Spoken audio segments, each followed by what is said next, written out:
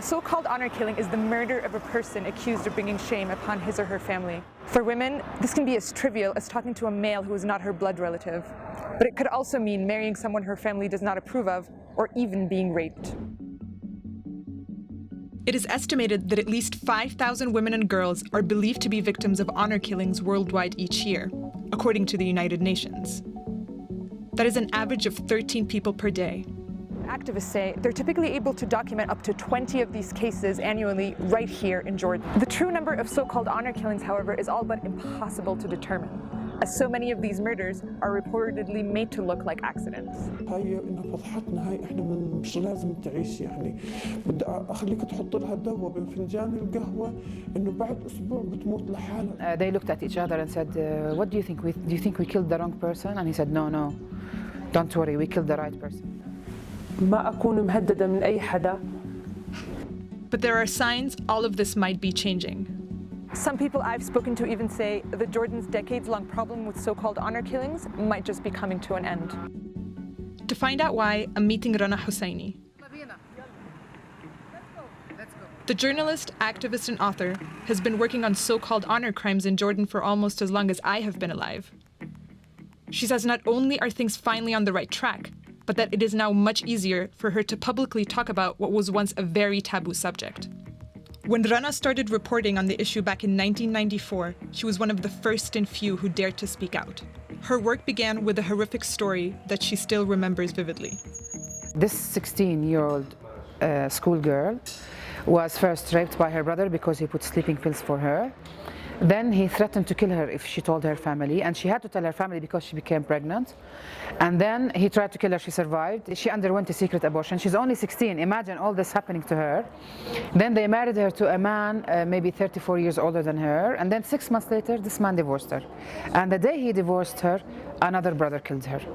And he went outside and he was waving the knife saying that he killed his sister in the name of family honor. It really made me realize that the society tends to blame women for everything at that time. And it was shocking, you know, I mean, somebody gets raped and they get killed. It's incomprehensible. What was the reaction that you got at first? Was there any backlash? The following day, the editors received a call from a Jordanian intellectual woman who was screaming and yelling at my editors that they should not publish such stories. They should stop me from reporting such stories because this is not us or Jordan, and this doesn't happen in Jordan, and I was tarnishing Jordan's image. Digging deeper, Rana felt it wasn't just social attitudes that needed changing. As she documents in her book, the justice system itself sided with the perpetrators. The killers were getting away with lenient sentences, 3 months, 6 months, 1 year. In a way, the justice system was winking at them, and the prosecutors were bringing very weak cases. If you watch a game, football or baseball or whatever, you have the same ad maybe 12 or 20 times being repeated over and over and over. So I said, I'm going to do the same thing. I'm going to just keep writing and documenting. If you missed it the first time, you're going to see it the second time. If you missed the story the second time, you're going to see it the third time, or someone will tell you. That was my strategy, and it worked. Activists like Rana have already helped make an impact. In 2016, Jordan's IFTA department, which issues religious rulings, proclaimed a fatwa that banned killing women in the name of honor. It read, anyone who kills his relative claiming that he wants to cleanse the family honor is committing an act against Sharia and should be held accountable.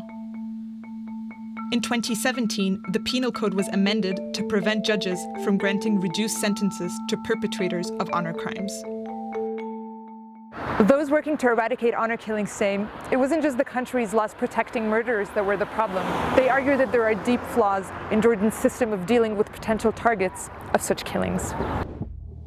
Under Jordan's crime prevention law, authorities are allowed to indefinitely imprison women considered to be at risk of being attacked or killed in the name of family honor. The practice is known as protective custody.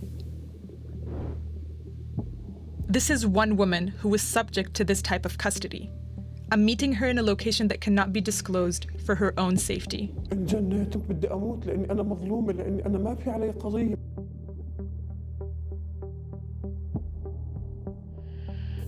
Mona says she and her children suffered for years at the hands of a chronically abusive husband.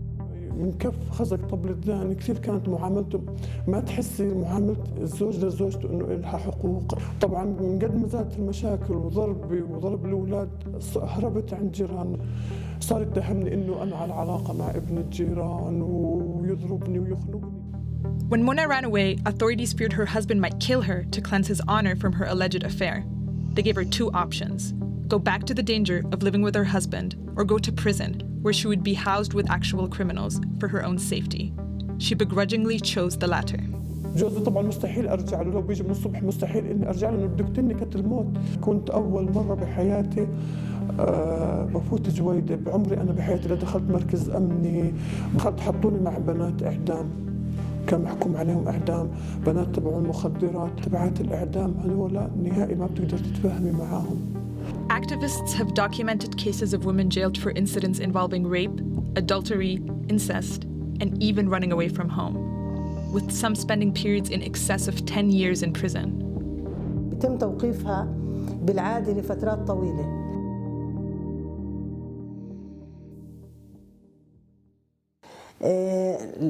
في عندنا كانت حالة لست توقفت أكثر من 20 سنة. هلا قبل فترة أنا اتصلت فيها تليفون عشان أحكي معها، تفاجأت إنه هي توفت في بداية السنة.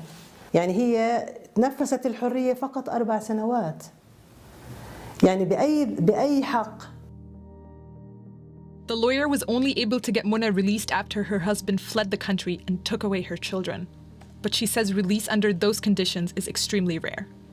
المطلوب منها إنها تقدم كفيل، والكفيل هذا اللي قد يكون أخوها أو أبوها أو ابنها أو زوجها. وهدول الأشخاص صعب يجوا يكفلوها، لأنهم هدول نفسهم هدول الأشخاص هم خطر عليها، بيهددوها. It is estimated that hundreds like Mona have gone through the prison system over the years under the pretext of protection. But authorities are already starting to make changes to the country's protective custody system. According to the government, women like Mona won't have to spend any more time in prison for their own safety. In late 2018, the Ministry for Social Development opened a shelter for women whose lives are under threat by members of their family. Unmarked and in a heavily isolated place, the shelter is subject to round-the-clock protection and surveillance.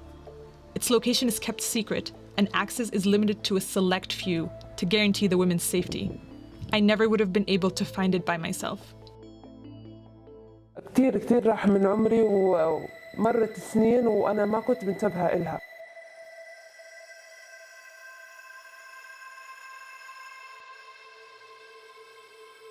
Amal was among the first women to be transferred to the shelter from prison after spending almost 6 years there. We've been asked not to reveal the details of her background. Her life is under threat from multiple members of her family because she has done something that they believe tarnished their honor. لما وصلت لهون ما يعني قعدت تقريبا يومين مو مصدقة إنه أنا أطلع على البلكونة وأتفرج إنه في ناس، في عالم، في حياة برا. بحسه بيتي، يعني مش مكان محصور. يعني ما تطلعي، ما تروحي، ما تيجي، ما تلبسي، ما تاكلي. The shelter isn't just a place to eat and sleep. Women here also receive psychological counseling, legal aid, and vocational training with the aim of reintegrating them into society. Children up to the age of 6 can remain with their mothers. دخول الفتيات عنا يعني هو بحد ذاته يعني دخول للمجهول. ببلش عنا نفهمها إنه وجودك هنا طوعي، هذا أحد الخيارات، وهذا أهم إشي إنه إحنا كيف نطمنها. هاي أول حلقة إذا قدرنا نكسرها إحنا بصير شغلنا بعدين كتير أسهل مع الصبايا. The key word here is voluntary. Unlike prison, if a woman wants to leave the shelter before authorities determine her life is no longer in danger, she's informed of the risks and cannot be held against her will. Since its opening, 20 women have been transferred from prison to the shelter. 3 of them have been released. Around 12 still remain in prison, but the ministry intends to gradually move them here as well. Leaving is Amal's ultimate goal. She has kept the clothes she owned before she went to prison. She hopes that if her life is eventually no longer in danger, she could pick up right where she left off. أتمنى كمان أعيش طفولتي، بكون زي أي طفل أو أي طفلة، بكون حواليها ألعابها، أشياء كتير ما إلها معنى، بس بالنسبة لي إلها معنى كتير.